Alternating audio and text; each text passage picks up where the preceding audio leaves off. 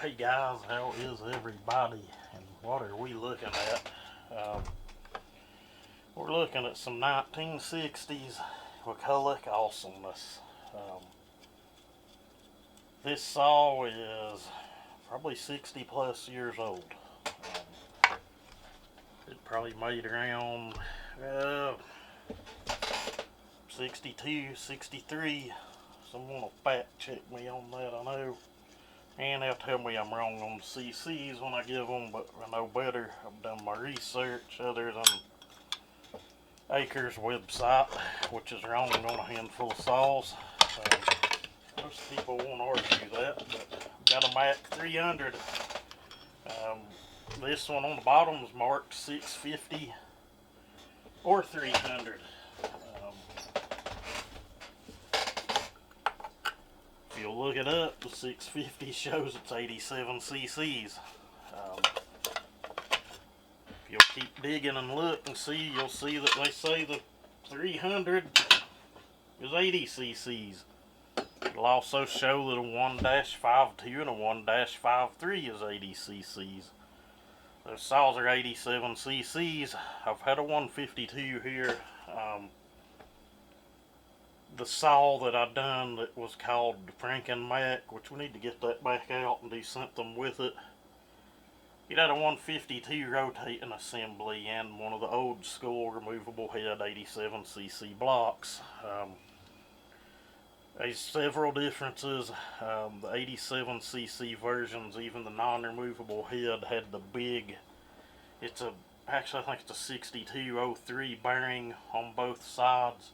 Your 80cc saws like your 1-51 and back to 1-40 and like your basic Mac 250, your Mac 200, all those were 80cc's. The only difference was like a couple millimeters in stroke on the crank, and the crankshafts are totally different. They actually use a needle caged bearing on the PTO side, kind of like a 10 series saw. Nothing wrong with that unless you're trying to get it to spend 14 grand. Then they don't like it, they don't live. I've put together several. You guys have seen one on the channel I've done.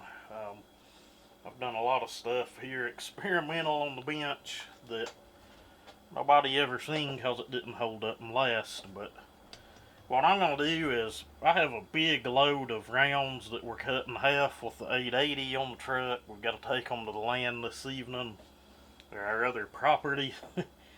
Because frankly, right now, I don't really have anywhere here to stick wood unless I want to go to stacking it out front. And I'd just rather not do that. I'd rather keep all of that out back, you know, to where things don't look as cluttered up front. Some of you'll get it, others won't. But this thing's not been started in well over a year, maybe 2 years. I don't know. I think I've drained the fuel out of it, but I do have a stale smell in the tank. And when I bought this saw, it was froze. It was locked up. I done the whole WD-40 in the cylinder, trans fluid in the cylinder in the bottom end, propane torch to the bearings. Actually, what had it, I think, was the PTO side bearing. Little heat, working it back and forth, it broke loose. It had good compression, and a lot of people would say, well, that thing needs rebuilt. Well, I'd about agree with you, but there's video on the channel of this thing running, and it sounds really good. It cuts really good for what it is. You can lug them way down into RPMs, but I think the most I've been able to get this one to turn without it acting up is about 9,300. But anyway, it was froze, got it broke loose, it had spark. There's a video on the channel of it all, and we getting it running. It's way back.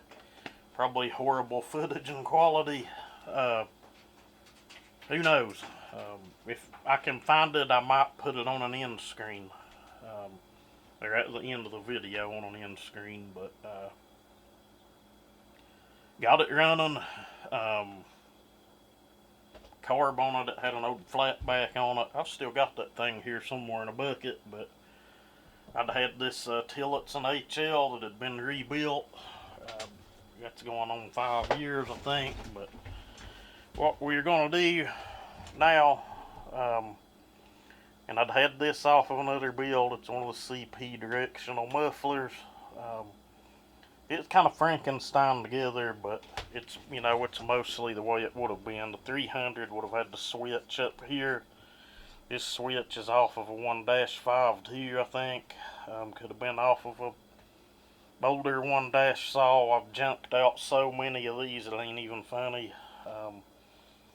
I'd like to do one, tear it down, do it right, rebuild it, port it the way I think it should be ported and not the way people port card engines. I've done that, it don't work so well.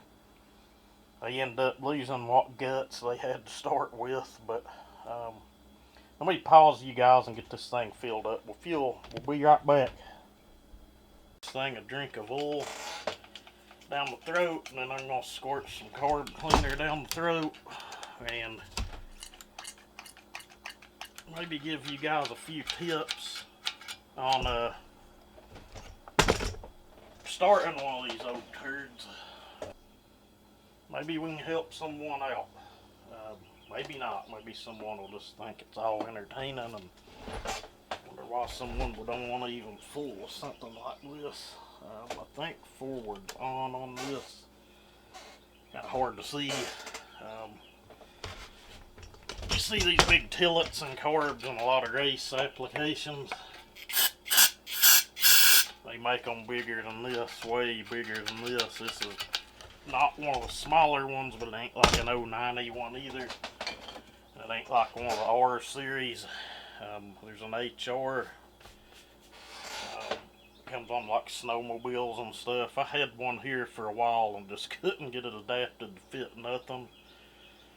But those carbs will fill a saw making a lot of power. And you know, this was 87 cc's, 54 millimeter bore, 38 millimeter stroke. You can put that in any calculator you want. Same exact bore and stroke as a 288 XP. The main difference in it and the 80 cc saws is the crank just has a little shorter throw. You can use the same piston, same connecting rod. If you pull the top off of one of the removable head 80 cc cylinders, the piston's actually like probably a good 60 thou in the hole, which would equate to 2 millimeters, as opposed to where these is a little further up into the bore. But let's just see if this thing will bust off. This one I think I have to pull on it kind of straight up because the recoil cover here is screwed up. So let's just see what we get, guys. Maybe a shot in the dark here today. First pull, you gotta love these old Macs. And this one, the choke does go in, and you turn it. Let's see, let me do that again. Push in and turn. That locks it into place.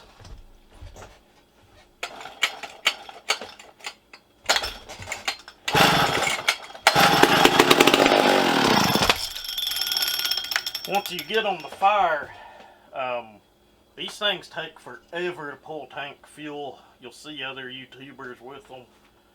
They'll prime them. If not, you're going to sit and pull your guts out on this thing. And what I meant by that, I can't hold the trigger and pull because this recoil is chipped and busted here. It's something very common I've seen on these, and if you do, after about 10 pulls, it will cut your rope in two. What we may do is it'd be cool if we could make like a bushing to go down in there, maybe pull one out of another recoil out of a newer model saw. And this got like 3 bolts, takes it off the cover. And finding one of these recoils that's any good at all is, it's like finding a needle in a haystack. Good luck.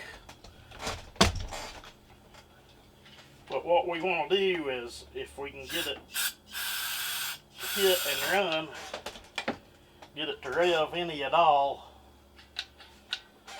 And what I've found, if you can get the choke shoved in, it'll create a little more suction and help pull fuel in. But where I'm not able to hold the trigger on this while I'm cranking, it's not the easiest thing in the world to do. You gotta kind of move really quick.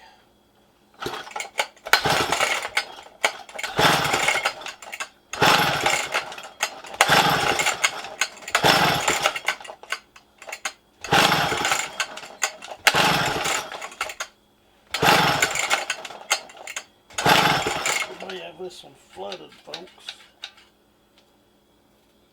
Let's see, there's a trick to this. I'm thinking that maybe come around behind it like this. Squeeze the trigger.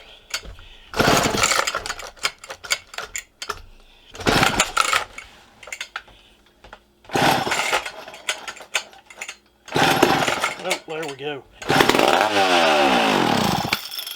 She's gonna want to run. Like I said, it's just a matter of getting it to pull tank fuel, and it's got like a big, it's a 1/2 inch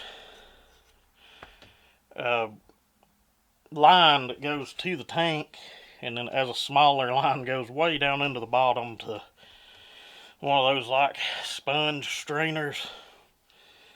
Let's choke it a little bit now and see if it'll pull fuel on its own.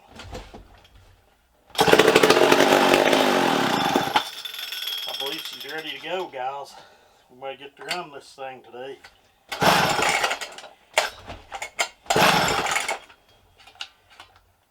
A little more choke. Yeah, she's pulling tank fuel.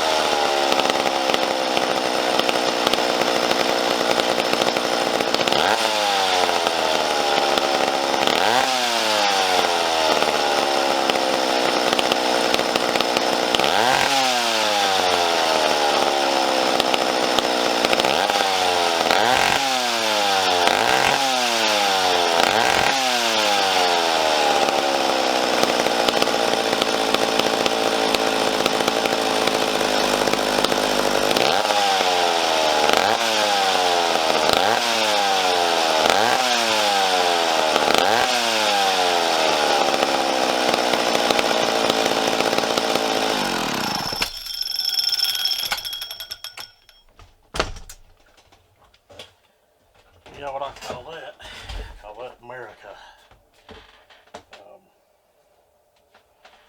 She's sounding real nice and wasn't real hard to start up either, but we got to come up with a solution on that to where we can just hold it like we normally would and crank. Maybe I can zoom in on that and show you guys what's going on. Right here. Let me tilt it up just a little. You can kind of see there's like a big chip going out of it. And a lot of them I've found and gotten here that same exact way.